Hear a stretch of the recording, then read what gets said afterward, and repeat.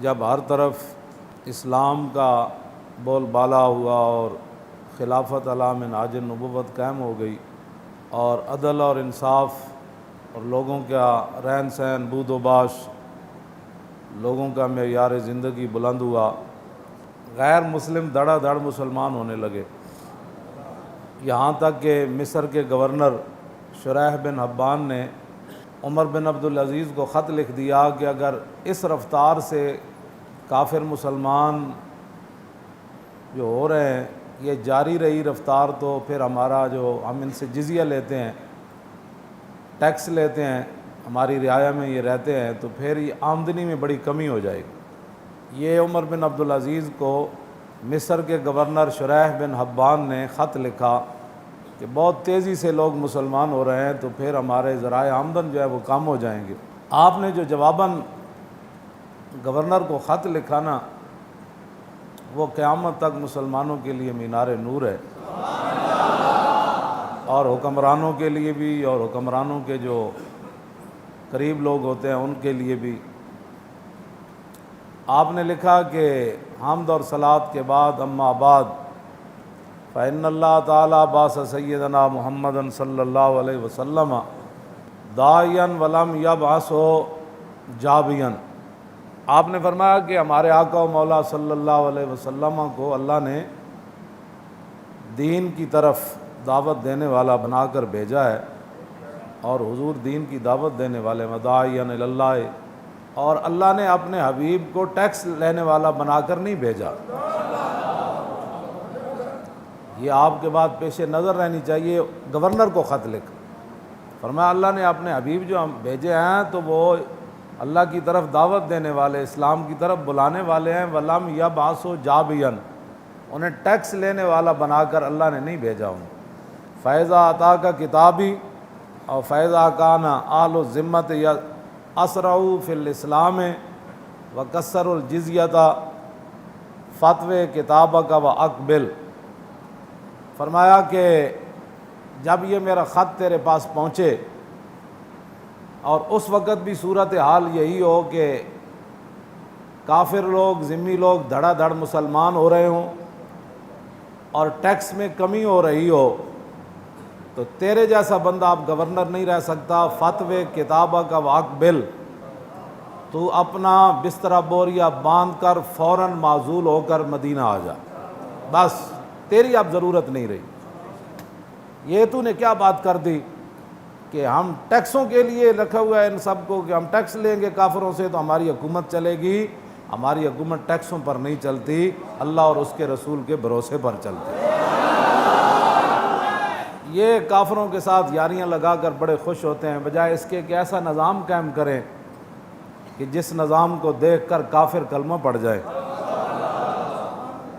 بعد از گناہ زخم گناہوں پہ فخر ہے، قرضے لے کر پوری قوم کو مقروض کر کے، قوم کو مہنگائی کی چکی میں پیس کر، تباہ اور برباد کر، شرم و حیا کے جنازے نکال کر، قرآن و حدیث کو نصاب سے نکال کر، اور رنجیت سنگھ کے بت نصب کر کے، ختم نبوت کے اسباق بچوں کے سکولوں سے نکال کر، تم کس بات کا اظہار کرتے ہو کہ ہم کون سی کامیابی تم نے حاصل کر لی؟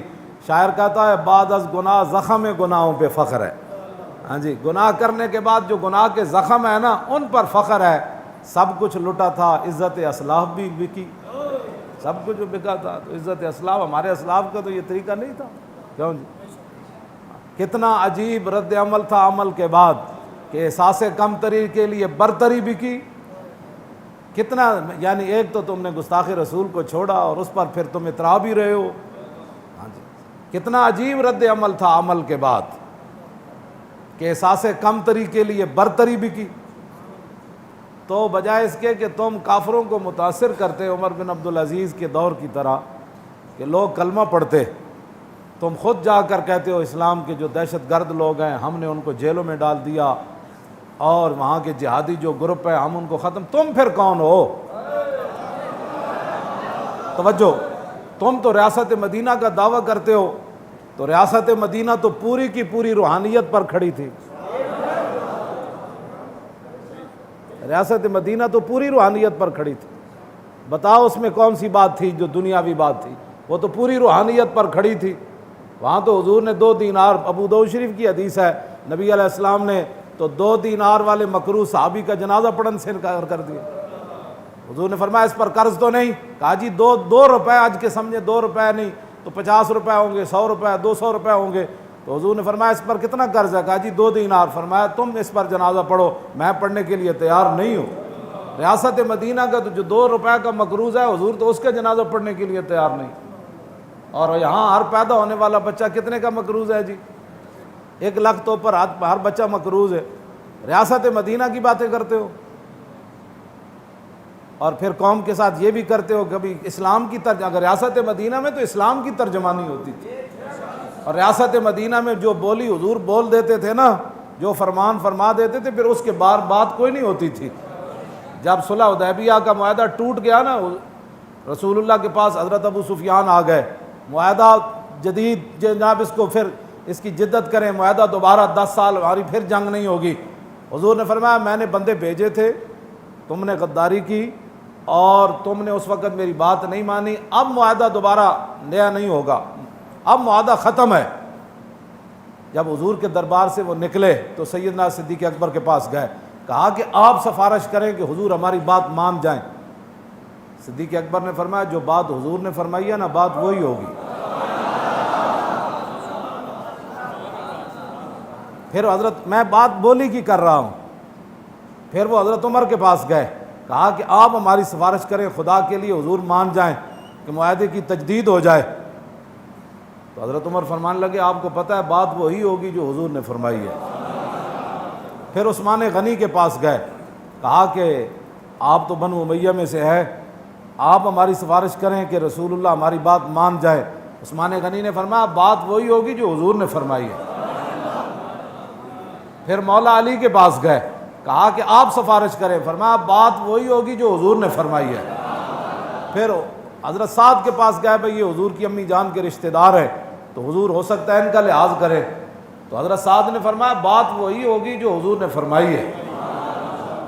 پھر وہ گئے حضرت سیدہ طیبہ طاہرہ حضرت فاطمہ زہرا کے گھر گئے، امام حسن سامنے کھیل رہے تھے. تو حضرت سیدہ کو کہا کہ آپ رسول اللہ سے عرض کریں کہ حضور معاہدے کی تجدید فرما دیں. حضرت سیدہ نے فرمایا بات وہی ہوگی جو حضور نے فرما دی. پھر اپنی بیٹی ام المومنین حضرت ام حبیبہ کے پاس گئے، یہ حضرت ابو سفیان کی بیٹی ہیں، حضور کی بیوی ہے، مسلمانوں کی ماں ہے. پھر ان کے گھر گئے، جب جا کر کھڑے ہوئے نا تو رسول اللہ کا بستر مبارک بچھا ہوا تھا. انہوں نے بیٹھنے کا ارادہ کیا نا تو حضرت سیدہ نے فوراً بستر لپیٹ دیا. ٹھٹک کر رہ گئے، کہنے لگے بیٹی میں بستر کے قابل نہیں ہوں یا بستر میرے قابل نہیں ہے. فرمایا ابا کیا بات کی تو؟ انت امرؤن مشرک نجس. فرمایا تو تو پلیت ہے، تو مشرک ہے. عشق اپنے فیصلے کرنے میں خود بڑا دلیر ہوتا ہے. ام المومنین نے کبھی بھی نہیں پوچھا تھا کہ حضور اگر کوئی ایسا موقع بن جائے کہ آپ کا بستر بچھا ہوا ہو اور میرا ابا آ جائے تو پھر میں کیا ان کو بیٹھنے کی اجازت دے سکتی ہوں؟ کیوں جی؟ مومناز عشقاس و عشقاس مومناست، عشق رانا ممکن و ممکناست. ام المومنین کی وہ جو محبت رسول تھی، اس نے یہ فیصلہ کیا. آپ نے بستر لپیٹ کر فرمایا ابا جی آپ پلیت ہیں، آپ مشرک ہیں. جانتے ہیں یہ بستر کن کا ہے؟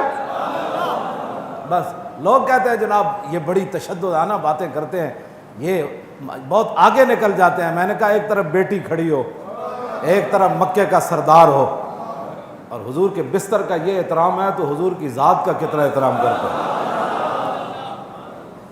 یہی ہمارا دستور ہے لبیک کا. ہاں ہمارا کوئی مقصد کوئی نہیں ہے کہ جناب کوئی کسی کو ڈر پڑا ہوا، ڈر تو ان کو پڑا ہوا ہے دین کا. میرے جیسے ویل چیئر پر بیٹھے بندے سے کسی کو کیا ڈر ہو سکتا ہے؟ ڈر تو ہے ان کو دین کا.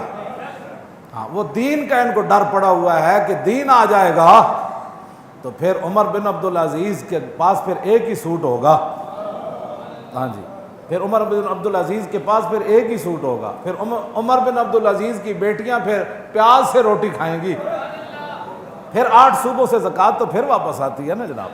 ان کو اصل ڈر ہے دین کا، اور اس دین کی یعنی اس ڈر کی آڑ میں کبھی داڑھی کے خلاف بات کرتے ہیں، کبھی پگڑی کے خلاف بات کرتے ہیں، کبھی ایک مذہبی گروپ پاکستان تو بنا ہی نہ مذہب کے نام پر ہے. تم پاکستان کی کیا باہر جا کر ترجمانی کرتے ہو کہ ایک مذہبی گروپ جو ہے وہ ایسا ہے؟